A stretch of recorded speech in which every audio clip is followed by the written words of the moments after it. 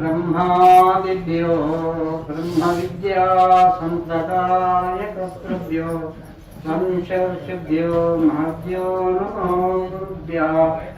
ओम ज्ञानानंदमयं देवं निर्मलस्फटिकाकृतिम् आधारं सर्वविद्यानां हयग्रीवमुपास्महे। सर्वत्रयामि सर्वेश्वर नमस्कार देतु सर्वदेवतानां महाशुभो ज्ञानानंद महास्वामिకి మరి సుధానంద స్వామికి వేదానంద స్వామికి శివానంద స్వామి ఇప్పుడు అందరికీ స్వాములకు అందులో ఈ యొక్క కార్యక్రమంలో పాల్గొన్న మీ అందరిలో ఉన్నటువంటి పరమాత్మకు ఓం నమో నారాయణ చేస్తూ మరి కార్యకర్తలకు అందరికీ కూడా మీరు ఎన్నెన్నో జన్మల పుణ్యం ఉంటే తప్ప మీకు రావాలంటే రాలేదు. పుణ్యం ఎంతో పుణ్యం ఉంటేనే వచ్చింది. అందుకనే జ్ఞానం అంటే ఏంటిది, అజ్ఞానం అంటే ఏంటిది? ఒక గురువు దగ్గర పోయి అయ్యా శిష్యుడు అడిగిందట, అయ్యా నీకు జ్ఞానం కావాలా అజ్ఞానం కావాలంటే జ్ఞానం అంటే 2 అక్షరాలు ఉన్నాయి, అజ్ఞానం అంటే 3 అక్షరాలు ఉన్నాయి, నాకు అజ్ఞానమే కావాలన్నమాట. అలా ఎవరిలో మనం వచ్చింది జ్ఞానాన్ని సంపాదించుకోవాలి. చూడండి, మీరు స్వామీజీ మన కార్యక్రమంలో మనం ఎంతో మంది చక్కగా శ్రవణం చేసినాము, జ్ఞానాన్ని పూర్తిగా తెలుసుకున్నాము. ఆ జ్ఞానం కొంత కలిగి ఆ జ్ఞానం కలిగినా మనం ఇక్కడికి వచ్చేసినాము. ఆ జ్ఞానం ఇక్కడ కాకుండా జ్ఞానం కలదు. ఇక్కడ కూర్చోవాలన్నటువంటి వచ్చినటువంటి భక్తులకందరికీ సార్ ఏది అంత సదుపాయమో మరి అన్ని చదువు అన్ని కార్యక్రమాలకు స్వామికి అన్నిటికీ తోడ్పడి సహకరిస్తే మరీ ఇంత గొప్పగా అయింది. అట్లా సాధించకపోతే ఇది ఇటువంటి జ్ఞానం మీకు తెలియదు. కావున ప్రియత్న బంధువులారా, మన ఏమేకు సత్సంగం నుంచి ఇప్పుడు ఓడించకూడదు, జల్దీ తగ్గించాల్సిన ప్రయత్నం చేస్తుంటాం. మనకు సత్సంగం అంటే అందరికి తెచ్చినటువంటి విషయమే. సత్సంగతే నిత్యంగత్వం, నిత్యంగతే నిర్మోహత్వం, నిర్మోహతే నిత్యం ప్రతి నిత్యం ప్రతి జీవన్ముక్తి. మీరు సత్సంగంలో ఆ జ్ఞానాన్ని సంపాదించుకుని ఆ జ్ఞానంతో మనం ఎంత మంది వచ్చినామో అలాగే మనం అప్పుడు తినటువంటి ఆహారం ఎప్పుడో పోయింది, 5 కూరలు జబ్బలు ఎన్నెన్నో పోయినాయి. కానీ జ్ఞానానంద స్వామి చెప్పినటువంటి యోగ విషయాలు కానీ జ్ఞాన విషయాలు కానీ మనకు చక్కగా వంట పడితేనే మనం ఇక్కడికి వచ్చేస్తాం. అందుకని ధరణిలో వెయ్యేలతను నిరోధం ఎప్పటికీ శాశ్వతం కాదు. దారసుతాదులు తరలించవాలి, మృత్యువులు తప్పించగలేరు. వాళ్ళు జలము నిన్ను బ్రతికించగలేరు. పరపరాత్రమేమి పనికిరాదు. ఘనమైన భగవ వైభాగ్యములు ఎత్తగలిగి నాకు పాత్ర అంటే ఎన్ని సంబంధం అంటే ఎన్నో ఇల్లు ఒక్కొక్కరు ఇల్లు కట్టాలను 2-3 ఇల్లు కట్టాలను కూలబడతా ఉన్నారు, పెద్ద బిల్డింగ్లు కట్టాలను కూలబడతా ఉన్నారు. కానీ జ్ఞానం లేదు. జ్ఞానం లేకుండా ఎన్నిసార్లు ఎన్ని ఇళ్ళు ఒక్కొక్కరు 10 ఇళ్ళు కూలగొట్టడం కట్టడం మిద్దెలు మేడలు చేయడం అని జ్ఞానం కాదు. నువ్వు తెలుసుకునే జ్ఞానం, నువ్వు తెలుసుకునే మన జ్ఞానం అనేది స్వామీజీని చూసి మనం నేర్చుకోవాలి. జ్ఞానం అంటే ఎట్లుంటుంది అని. జ్ఞానం అంటే నువ్వు తెలుసుకోవాలి. దీని గురించి ఒక సత్సంగం గురించి తెలుసుకున్నాం. జ్ఞానం అంటే ఏంటంటే సత్సంగం గురించి చిన్న విషయం నిర్దేశించడానికి ప్రయత్నం చేస్తున్నాను. వశిష్ఠ మహర్షి సత్సంగంలో ఇలాగనే మన జ్ఞానానంద స్వామీజీ చేసినట్టుగా పెద్ద సత్సంగం చాలా పెద్దగా ఏర్పాటు చేసినారు. ఆ యజ్ఞానికి అందరికీ అంతా యజ్ఞం అయిపోయిన తర్వాత ఎవరెవరికి మహాత్ములకి ఎవరెవరికి ఏదేది అర్హత ఉందో ఎవరెవరికి ఏదేది అన్నా వాళ్ళకు భూదానం శోభదానం ఎన్నెన్నో అందరికీ అన్ని ఇచ్చేసిండు. ఇచ్చిన తర్వాత ఇప్పుడు ఈశాన్యుడు ఏం చేసిండు, అయ్యో అందరికి అన్ని ఇచ్చేసింది కదా, ఈశాన్యుడు ఏం చేసిండు, ఈశాన్యుడు స్వామిజీ మీరు ఇంత గొప్ప కార్యక్రమం చేసినారే, నేను చేసినటువంటి తపస్సులు నేను చేసినటువంటి తపస్సులో 12 సంవత్సరాలు ఏ తపస్సు చేసినో ఆ తపస్సు ఫలితాన్ని నేను ఈ వశిష్ఠ మహర్షికి ఇస్తున్నాను అని ఇచ్చినమాట. ఎవరో విశ్వామిత్ర మహర్షి. అదే ప్రకారంగా కొంతకాలానికి కార్యక్రమం అయిపోయింది, ఎక్కడెక్కడ అయిపోయింది. కొన్ని ఇక మళ్ళా కొంతకాలానికి విశ్వామిత్రుడు కూడా ఇలాగనే ఈ స్వామి చేసిన ప్రకారంగానే యజ్ఞం చేసింది అనమాట. యజ్ఞం చేసిన తర్వాత ఆ యజ్ఞానికి అందరికి వచ్చి అందరికి ఎవరెవరికి ఏదేది ఆపన్న వాళ్ళకి ఎవరెవరికి ఏదేది చేయాలో అవి ఇచ్చేసి తర్వాత ఇప్పుడు ఇక ఈ విశ్వామిత్రుడికి ఏమి ఇస్తున్నాడో మా స్వామీజీ బాబు మాకు ఇప్పుడు విశ్వామిత్రుడు చేసినటువంటి మేలు నేను మరవలేదు కదా, దానికంటే 1 రేట్లు ఇవ్వగలగాలని ఒక మంచి విషయం ఒక ఇవ్వాలని చెప్పి ఇచ్చింది అనమాట. అది ఏంటిది? సత్సంగం అన్న. ఒకరోజు సత్సంగంలో చేసినటువంటి ఒకరోజు ఒక వీడియోలో ఒక వాక్య భాగాన్ని నేను ఇప్పుడు వశిష్ఠ మహర్షికి ఇస్తున్నాను అనగానే విశ్వామిత్రుడు ఒప్పుడై చేసింది అనమాట. ఏంటిది? నేను 12 సంవత్సరాలు చేసిన తపస్సు ఏంటి? నేను ఒకరోజు ఒక గడియలో సత్సంగం చేసినటువంటి ఫలితం అంతకు ఇది ఉన్నదా? అది ఏంటి చెప్పవలసి కాలేదు. అయ్యా మరి ఏమయ్యా నీకేమైనా అర్థమవుతుందా? అర్థమవుతుంది. ఏం అర్థమైంది? అంత అర్థమైంది. ఏం లేదు, ఆయన 12 సంవత్సరాలు చేసిన తపస్సు ఎక్కడ? నేను ఒకరోజు సత్సంగంలో ఒక గడియ పాలలో ఆ ఒక ఫలం ఏంటిది అనగానే ఏమో నాకైతే అర్థమైంది లేదు అనేది. మరి ఇక పెద్దవాళ్ళు కావాలి కదా, చిన్నవారికి అర్థం కాకపోతే పెద్దవారి దగ్గర ఇవ్వాలి. పెద్దవారిని వెళ్ళి గెలవాలి, ముందుగా ఎవరిని గెలవాలి? సూర్య భగవాన్ని గెలవాలి. సూర్య భగవాన్ పండువాలని చెప్పినాడు. సరే, సూర్య భగవాన్ తర్వాత ఎవరు? వాయుదేవుడు. తర్వాత ఎవరు? అగస్త మహర్షి. తర్వాత ఆదిశేషుడు. ఈ 4 పెద్ద మనుషులు నేను పోవాలన్నా. మరి వాళ్ళ దగ్గరికి ఎవరు వాళ్ళన్నా నేను పోతా అన్నాడు. ఎవరు చేసాడు? విశ్వామిత్రుడు బయలుదేరాడు. నేను బయట తీసుకొస్తాను. ఈ స్వామి నన్ను అన్యాయం చేయాలని చెప్పి ఏ విధంగా చేసినారే, నేను ఎప్పుడు తీసుకొస్తాను. ఎవరు? విశ్వామిత్రుడు సదా వెళ్ళిండు. పోయిన తర్వాత చక్కగా సూర్య భగవాన్ దగ్గర అనమాట. సూర్య భగవాన్ దగ్గరికి వెళ్తే సూర్య భగవాన్ ఏం చేసాడు? ఓ మహర్షి, విశ్వామిత్రుడు వచ్చి చేసింది మా పూర్వజన పుణ్యము అని చాలా సంతోషపడి వారి బాగా రక్షణ చేసి మంచిగా పుస్తకం తీసుకొని స్వామిని రక్షణ అడిగి, అయ్యా స్వామి ఏమి చేయండి అయ్యా, దేని గురించి వచ్చిందో మీరు చక్కగా ఆలోచించాలండి. ఈ కథ చాలా పవిత్రమైంది, దేవతల కథ ఇది, ఇప్పటిది కాదు. అయితే చక్కగా ఆయన ఏం చేస్తుంది? అయ్యా మరి మేము ఇట్లా కథ తాగి మేము 4 పెద్ద మనుషులు నేర్చుకున్నాము, దాని గురించి ఒక చిన్న గొడవ జరిగింది. విశ్వామిత్రుడికి నాకు గొడవ జరిగింది అంటే వశిష్ఠ మహర్షికి నాకు గొడవ జరిగింది విశ్వామిత్రుడు చెప్తున్నాను అన్నమాట. ఎవరికి? సూర్యభగవాన్ చెప్తే, సరే స్వామి మరి నేను ఒక్కసారి ఒక రోజు లేకుంటే గంట సేపు లేకుంటే అంత అయ్యమ్మ సింహ చీకటి అవుతుంది. ఎంత చీకటి అవుతుంది? 1 గంట రాత్రిలో అమావాస రోజు కరెంటు పోతే ఎంత చీకటి ఉంటుందో ఈ పగల్లో కూడా సూర్యభగవాన్ లేకపోతే అంత చీకటి అయింది. మీకు అందరికీ అనుభవమే. అంత చీకటి అయింది. నేను లేకుంటే అంత ఇదైపోతుంది. దాని నోట్ల బుక్క దాన్ని కూడా అదే చక్కగా పెట్టుకోలేడు, అంత చీకటి అయితే.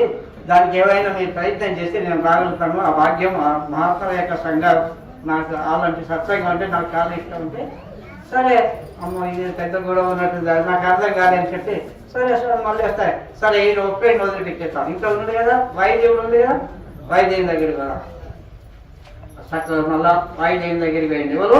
విశ్వామిత్రుడు. వాయుదేవుని దగ్గరికి వాయుదేవుడు స్వామి కూర్చొని అని చెప్పి కూర్చుని అయితే వేసి వాళ్ళు మంచి గౌరవం కూర్చుని పెట్టి విషయం అడిగింది అనమాట. విషయం అడిగితే ఇక ఇది కథ అని నాకు ముందే విషయం అంతా చెప్పేసి చెప్పిన తర్వాత అమ్మ బాగానే ఉంది కానీ నేను కూడా సరే మరి మీరు రావాలని నా గురించి మీ గురించి వచ్చాను, మిమ్మల్ని చేసుకోవాలని మీ గురించి వచ్చినాను అని చెప్తే ఆయన స్వామి నేను రావడంలో సందేహం ఏం లేదు, రావడంలో నా సంతోషం, నాకు అలాంటి సత్సంగం నా జన్మలో అంత పావనం అయిపోతుంది అని ఆయన కూడా సంతోషపడ్డాడు. మరి ఎట్లయితే ఇక నేను ఒక్క సత్సంగంలో లేకపోతే అదే ఇక ఈ వాయు ముఖ్యులు కలిగితే ఒక్క సెకండ్ లేకపోయినట్టు మనం ఎట్లంటే ఎవరికి వాళ్ళు గుర్తు పెట్టుకోవాలి.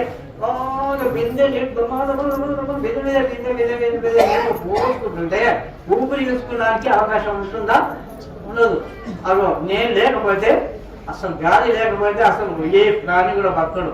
33 కోట్ల దేవతలు కూడా దేవులు కూడా మానవులు కానీ దేవతలు కానీ ఏ పశువు క్రిమి కీటకులు కూడా బతకలేదు. ఒక వాయువు లేకపోతే అంతే. వాయువు ఉంటేనే మనం మాట్లాడుతున్నాం, దాన్ని చుట్టూ అవన్నీ చేస్తున్నాం. అది అయ్యా మరి ఇది కథ అనగానే అమ్మాయి బాగా అర్థం చేసుకుంటే ఇక అబ్బు ఇంత కథ ఉందని చెప్పి ఇది ఇద్దరు లేకపోతే అవుతున్నారు కదా ఏది అగస్త మాసి ఉంది కదా అగస్త మాసి పెరిగింది స్వామి మరి ఆయన కూడా ఆయన గౌరవించండి ఈయన కూడా గౌరవించండి. ఆయన ఎట్లా చేసిందో ఈయన కూడా అట్లా చేసి విషయం చెప్తున్నాను అనమాట. ఏం చేయాలంటే అయ్యా అప్పుడు పార్వతీ పరమేశ్వరుని కళ్యాణం జరిగేటప్పుడు ఏది పెద్ద బంగారు పర్వతం అన్నమాట.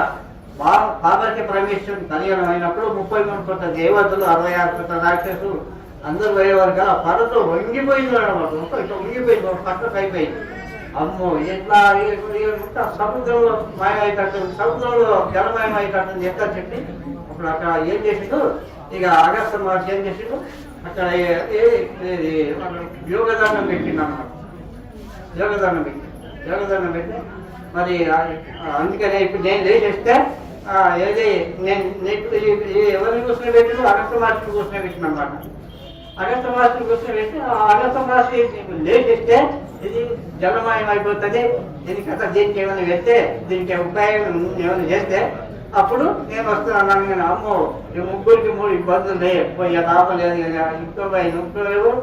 ఇక ఆదిశేషుడు ఎట్లా అంటే సర్వకు ఇక ఆదిశేషుడు దగ్గర వచ్చి ఆదిశేషుడుగా ఈ శ్రమని చాలా గౌరవించి కూర్చొని వ్యక్తి విషయం ఏంటో అడిగాను. అడిగితే ఇది కథ స్వామి మిమ్మల్ని నేను కోరుకున్నాం మీరు రావాలి అంటే సరే వాళ్ళు ఏమన్నారు అనగానే వాళ్ళకు ఏం చూడలేదు, వాళ్ళకి గుర్తు దాటికోసారి వాళ్ళ బుద్ధి అయ్యలేదు. మరి నువ్వన్న సమర్థుడు నువ్వన్న రావణ అయ్యా నేను ఆదిశేషుడిని నా స్వామిని వదిలిపెట్టి నేను అక్కడికి వచ్చినంటే నాకు కథ అంతా జలమయం అయిపోతుంది. నేను ఆదిశేషుని నేను ఇక్కడ రక్షగా ఉన్నాను అన్నమాట. నన్ను ఇక్కడ కూర్చొని పెట్టింది ఆదిశేషుని అంటే సరే లాభం లేదని చెప్పి మా వైపు అట్లా తిరిగి వచ్చేసింది. విశ్వామిత్రుడు వచ్చిన తర్వాత సభలకు వచ్చేది ఏమైనా ఉండిన వస్తువులు అంటే ఏం లేదు కదా.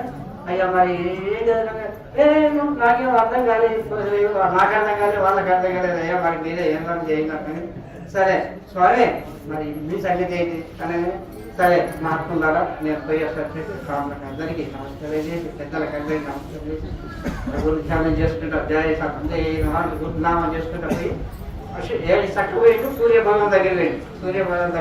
సూర్యభగవం చక్కగా ఆలకించుడు స్వామిని ఏదే ఈ వశిష్ఠ మహర్షి పాదతాక్షాన్ని వేసి చక్కగా ముఖ్యమైన విషయాలన్నీ చెప్పిన తర్వాత సరే మరి నేను లేకపోతే సింహశీకరణ అవుతుంది కదా, మరి ఇది సింహశీకరణ అయిపోతుంది, నేను లేకపోతే మొత్తం చీకటి అయిపోతుంది కదా, దానికి ఏమైనా పెట్టంటే సరే పర్వాలేదని చెప్పి ఆ యొక్క ఏది దాని తగినటువంటి చెప్పమల్లా జై సద్గురే నమః విశేష ఆకాశానికి వేసి అది దేశీభ్యమానం వెలుగుతుంది అనమాట. ఎంత ఎత్తులు అంటే మన వైశాఖ మాసంలో ఎంతో బాగా ఉంటుంటే రోజులు మారిపోయేటువంటి అంత తేజస్సు చెట్లన్నీ మారిపోయేటువంటి తేజస్సు వచ్చేసి ఆ సూర్యవాణి నింబడి వ్యక్తులు ఎక్కడికి వచ్చేసిన మళ్ళా వాయుదేవి దగ్గరకు వచ్చేసింది. వాయుదేవి దగ్గరకు వస్తే వాయుదేవుడు కూడా ఈ విషయం అంతా చెప్పేసిండు. వాయుదేవుడు చెప్తే వాయుదేవుడు ఏం చేసిండు, అయ్యా సరే ఇక నేను లేకుంటే మాత్రం ఈ వాయువు అంతా అయిపోతానని సరే మీరు కూడా రండి అని చెప్పి నేను సంగతంగా చెప్తున్నా. ఎందుకంటే నాకు టైం మరి ఎక్కడ బంద్ చేయబడిపోయాడు ఎవరితో చెప్పేస్తున్నాను మీకు అర్థమైంది. వాయుదేవుడికి ఏం చేస్తుంది స్వామి మరి ఎవరు చేయడానికి అప్పుడు వశిష్ఠ మధ్య ఏం చేసిండు తన తగ్గినటువంటి ఈశ్వరంలో అక్కడ ఆకాశాన్ని చేసేస్తే ఎట్లా చెట్లు పెద్ద చెట్లన్నీ ఎట్లా మన అది వస్తే భూకంపం వస్తే ఎట్లా చెట్లు ఈడిపోతుంది అక్కడ పెద్ద గాలి పెద్ద చెట్లను పడిపోయిన గాలి వస్తుంది. ఏది వాయుదేవుని కూడా తీసుకొని ఇప్పుడు మళ్ళీ అగస్త్య మహర్షి దగ్గరికి వచ్చేసి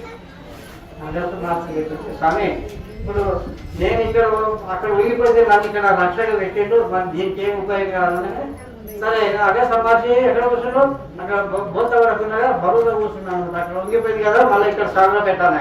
నేను లేస్తే ఇదైంది మరి లేదు సముద్రంలో కలిగిపోతాను కానీ మరి ఆ వశిష్ఠ మహర్షి ఏం చేసింది కదా తన తగ్గినటువంటి యోగదానం పెట్టి అదే అక్కడ పెట్టినాను అనమాట.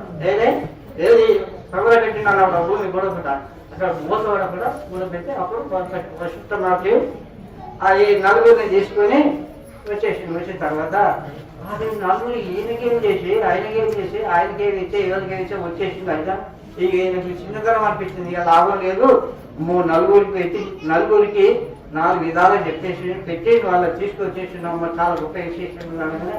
అయ్యా ఇక రంగంటే కూర్చొని చెప్తుంటే అయ్యా మీరు చెప్పిందని నేను ఒప్పుకున్నదే, లోపల ఏమో అనుమానం ఉంది, ఎవరికి నువ్వు విషయామిత్రకి ఏమో అవునో కాదు అని అనుమానం ఉన్నది. కానీ ఇక వీళ్ళు వచ్చిందంటే ఇంత గొప్ప విశేషం అని చెప్పి అప్పుడు వశిష్ఠ మహర్షి ఏది క్షమాపణ కోరుకున్నాడు అనమాట. విశ్వామిత్రుడు, స్వామి ఇక మీకు చెప్పింది దానికి లాభం లేదు, చాలా గొప్పది అయ్యా అని వాళ్ళు చెప్పింది అనమాట. అయ్యా నువ్వు పావుల భాగం ఇస్తే రూపాయి భాగం వశిష్ఠ మహర్షి ఇచ్చింది, రూపాయి భాగం 3 వంతుల కంటే 4 వంతులకు ఎక్కువ పనిచేసింది. అంత గొప్ప ఫలితం సత్సంగం అంటే. అందుకని సాధు దర్శనం చాలా గొప్ప విశేషం ఉందని సాధు దర్శనం అంటే మనం ఇప్పుడు జ్ఞానానంద స్వామి దగ్గరికి వచ్చినప్పుడు విశేషం పోదు. ఇప్పుడు జ్ఞానానంద స్వామి దగ్గరికి వచ్చినామంటే మనం ఎత్తపడకుండా ఈ జ్ఞానానంద స్వామి ఎన్ని లక్షలు పెట్టి ఇంత ఖర్చు పెట్టి ఈ కార్యక్రమాన్ని నడిపిస్తున్నారో అంత వచ్చిన వాళ్ళకందరికీ ఆ స్వామికి ఎంత ఫలితం ఉందో మేము వచ్చిన వాళ్ళకందరికీ ఒక్కొక్కరికి అంత ఫలితం ఉంటుంది, ఒక్కొక్కరికి ఎంత ఫలితం ఉంటుంది. మీరేమి ధనరూపం కానీ డబ్బురూపం కానీ ఇంకే సేవ రూపమే కానీ ఇంకే రూపంతో శ్రవణ రూపం కానీ అన్నిటికంటే గొప్ప విశేషం ఏంటంటే శ్రవణ యజ్ఞం గొప్పది. అన్న యజ్ఞం కంటే శ్రవణ యజ్ఞం గొప్పది. అన్న యజ్ఞం అయిపోయింది, అన్న తినడంలో పోయింది. శ్రవణ యజ్ఞం వాళ్ళే మీరు చేసినప్పుడు శ్రవణ యజ్ఞం ఉంది కదా, ఇంకా ఉన్నారు. శ్రవణ యజ్ఞం చేసింది ఏది శ్రవణ యజ్ఞం చాలా గొప్పది. అందుకని శ్రవణ యజ్ఞానికి మన స్వామి చక్కగా జ్ఞానానంద స్వామి మహాత్మాలను వినిపించుకొని మిమ్మల్ని అందరూ ఇప్పించుకొని ఈ విధంగా కార్యక్రమం చేస్తుంటే తాతజ్యమితి దానం దీయతే అను ప్రకారం దేశ కాలేశ పాత్రేష తద్ధానం సాత్వికత్వం. దేశ కాలాన్ని అర్హతను ఎరిగి ఎవరికైనా దానం ఇవ్వాలంటే యోగ్యుడైన వారికి, మరి అర్హత కలిగినటువంటి వారికి గొప్ప ఫలితం మంచి విషయం వారికి ఇస్తే వారికి ఎంతో గొప్ప ఫలితం ఉంటుంది. యోగ్యత లేనటువంటి వారికి గుణహీనులకు నేను ఘోరంత చేసిన కొండ యజ్ఞ వారి గుణము చేత కొండ కొలది నేను గుణహీనుడెరుగునా విశ్వద హరిరా వినరేమో. గుణవంతుడైనటువంటి వారికి ప్రహ్లాదు లాంటి వారికి ఎంత కొంచెమంత చేసినా కూడా ఎంతో గొప్ప ఫలితం అవుతుంది. దుర్యోధను లాంటి వారికి గుణహీనుడైనటువంటి వారికి ఇస్తే పాండవుల రాజ్యం కాక ఇంకా ఈ జిల్లాల రాజ్యాలు కూడా ఇంకా ఏదైనా దుర్యోధన సరిగ్గా నాకు ఇంకో రాజ్యం కావాలి, నాకు ఇంకది కావాలి అంటే బకాసురుడికి ఎంత బకాసురుడిని ఏది చంపిందంటే బకాసురుడు ఇంత బలంగా భగవంతుడు ఇచ్చినటువంటి బలాన్ని భీముడు ఏం పనిచేసిండు, క్రూర రాక్షసులను చంపి మన అమాయక ప్రాణులందరినీ కాపాడాడు. మరి కర్ణుడు కూడా బలవంతే, కానీ కర్ణుడు పల ఏం ప్రయోజనం కదా. కర్ణుడు ఏం పని చేసిండు, ఏం గొప్ప పని చేయలే. కర్ణుడికి ఇంత గొప్ప పేరు రావాల్సింది, ఎంతో మంచి పేరు రావాల్సింది.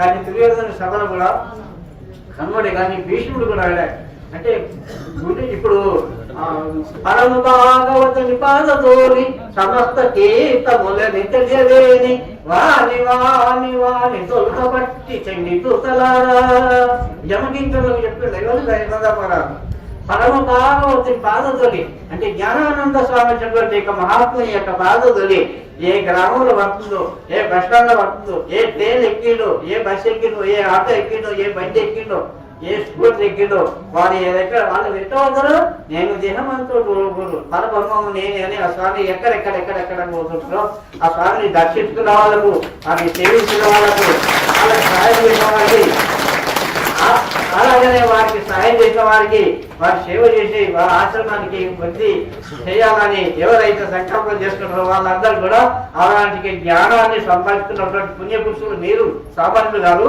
పెద్ద దేవరు. ఆ కాలంలో ఎన్నో జన్మలు చేసినటువంటి పుణ్యం ఉన్నటువంటి వాళ్ళే మాత్రమే ఇక్కడికి వస్తారు. కానీ ఏమాత్రం పాపం అంటే ఇక్కడ రానియారు. మోక్ష ద్వారే ద్వారా బాలకర్షి క్షమో విచార సంతుష్ట సాధుష్ట శాంత సంగమ ఒక్క మాట వశిష్ఠి యోగ వశిష్ఠిలో చెప్పినట్లయితే ఇటువంటిది ఇక చెప్పేటువంటి చాలా టైం చేస్తుంటే చాలా ఎక్కువ అయిపోతుంది. కానీ సరే ఎటువంటి మరి మీకు అందరు కింద కూర్చోవాలంటే నేను గంటసేపు కూర్చోలేదు, మీరు కింద కూర్చొని సంపాదించినట్టు మరి జ్ఞానానంద స్వామి దీక్ష మనకు సంతోషపడాలి.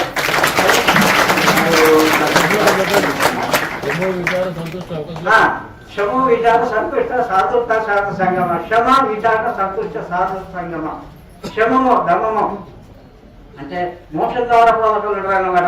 ఏది అక్కడ వైకుంఠం మనం పోయేటప్పుడు మోక్ష ద్వార పాలకులు ఉంటారు.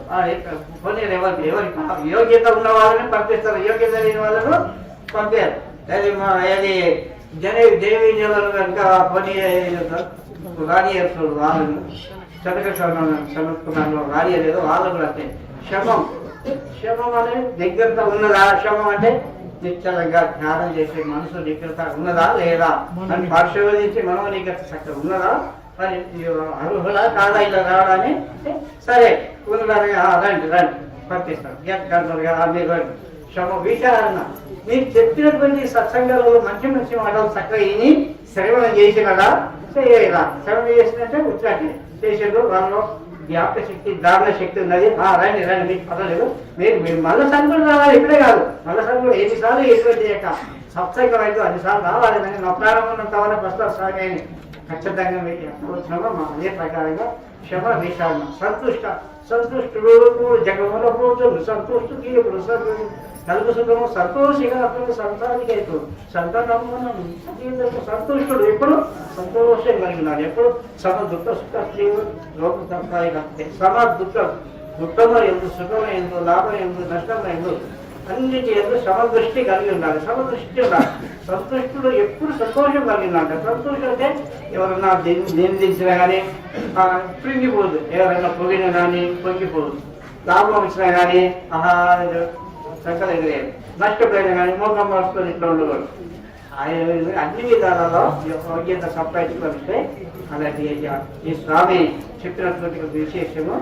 ఎందుకంటే ఇప్పుడు మన ఈ స్వామి మనకి ఎటువంటి కార్యక్రమాలు చేసినప్పుడు ముఖ్యంగా మనం ఏది జ్ఞాపకం పెట్టుకోవాల్సింది ఏంటిది, ఆహారం తింటాం పోతాం కానీ ఇన్నది మాత్రం పోతే ఈ శ్రవణ అన్ని తపస్సుల కంటే శ్రవణ తపస్సు గొప్పదని చెప్పింది.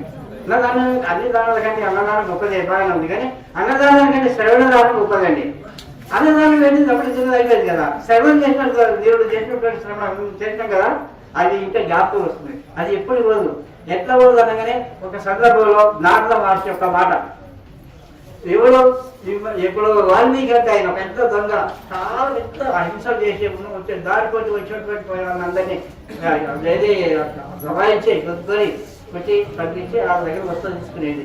కానీ ఈ పాపం ఆయన గ్రహించిండు అనమాట. సంక్రాంతి చెప్పాలి, అయ్యా మరి ఇంత పాపం చేసినావు, మరి కొండవాళ్ళు పాపం పెరిగిపోయింది, మరి ఈ పాపం అంత ఎదురు పోతాను కానీ పాపమా పుణ్యం అంటే నాకు బతికేది, నేను ఇంకేంటి పని చేయ వచ్చి బలహీనలు ఉంటేనేమో దోవడాలు పడితేనేమో సప్పుకుంటా భయపడితేనేమో భయపెట్టి తీసుకుంటా అని చెప్పి ఏ విధంగా చేసుకుంటా. ఇక మరి పాపం బాగా పెరిగిపోయింది కదా, కొండలాగా పాపం పెరిగిపోయింది కదా, మరి పాపం ఎట్లా పోతానని ఏం పర్వాలేదు, దీనికి నాన్న మరి చెప్తాను అయ్యా మరి పాపం ఈ పాపం ఎట్లా పోతుందనగానే నేను చేసినప్పుడు నేను ఒకనే తినలేదు, నేను సంపాదించి నా పిల్లలు నా భార్య అందరూ తింటుంది కదా అని వాళ్ళు తింటనే అడిగిరా పడ్డాడు. 200 రూపాయలు వర్షం ప్రతి సూతాదయ రుణ క్షయ అంటే కాకత్ర పని చేయమన్నారు. మనం రుణబంధం అనే భార్య పిల్లలు బిడ్డలు కొడుకులు మనవలు మనవరాలు అల్లుళ్ళు ఇవన్నీ వస్తారు. కానీ ఒక అల్లు ఉంటుంది, ఒక ఆయన పెళ్లి చేసిండు, 8 లక్షలు 1 కోటి రూపాయల ఏది ఇచ్చింది అంటాం. 1 కోటి రూపాయలు అల్లుడికి ఇచ్చి కాళ్ళు పట్టుకున్నాడు, అయ్యా ఇదే సర్దుకు అయ్యా ఇచ్చే నా దగ్గర 1 కోటి రూపాయలు ఉన్నాయి అంటే నాకు ఇంకా కావాలి ఇంకా కావాలి సర్వదు ఇంకా కావాలి ఇంకా కావాలంటాడు. కానీ మరి ఎవరికైనా ఇటువంటి సత్కార్యక్రమాలు అయ్యా మరి 1 లక్ష రూపాయలు 1 లక్షలు 2 లక్షలు ఇద్దామని దరియేది, దానం చేయడం వల్ల దరియేది, దండగాలు పెట్టడం వల్ల ఎంత అంత పెట్టాలి. అదే ప్రకారంగా ఇప్పుడు మనం ఎక్కడున్నామంటే ఇప్పుడు రుణబంధం వల్లే ఇప్పుడు అల్లుళ్ళకి ఇచ్చినట్టుగా మరి ధర్మదాన చేయాలి, లక్షలు రోగం వచ్చింది 5 లక్షలైనా ఖర్చు పెట్టుకుని మనం బాగా చేపించుకుంటాం. కానీ మనం దానం చేయాలంటే ఇటువంటి కార్యక్రమంలో పాల్గొని వాళ్ళకి సాయం చేస్తే మనకి ఎంతో పుణ్యం ఉంటుంది. ఈ పుణ్యాన్ని సంపాదించుకున్నటువంటి వాళ్ళందరూ ఇప్పుడు ఎన్నెన్నో జన్మలు చేసినటువంటి పుణ్యం ఉంటేనే మీరు ఇంతకాలం చక్కగా వచ్చి శ్రవణం చేసి శ్రవణ యజ్ఞం అన్నిటికైతే గొప్పదని ఇప్పుడు పెద్దలు చెప్పి ఈ సత్సంగంలో ఉన్నటువంటి మన ఇంత గొప్పది. ఇలాంటి బ్రహ్మానందాన్ని మనకు కలిగించినటువంటి మహాత్మునికి, మన సుధానంద స్వామికి, మన జ్ఞానానంద స్వామికి, శివానంద స్వామికి, వేదానంద స్వామికి, మీ అందులో ఉన్నటువంటి పరమాత్మకు నమస్కారం చేస్తారు. ధన్యవాదాలు గురుదేవ. మీ అమృతతుల్యమైన మాటలు మాకు శ్రవణం చేసినందుకు చాలా చాలా హృదయపూర్వక ధన్యవాదాలు చేసుకుంటున్నాం. ఇప్పుడు మన గురువు గారు అయిన జ్ఞానానంద గిరి స్వాముల వారు మాట్లాడతారు. జై గురుదేవ.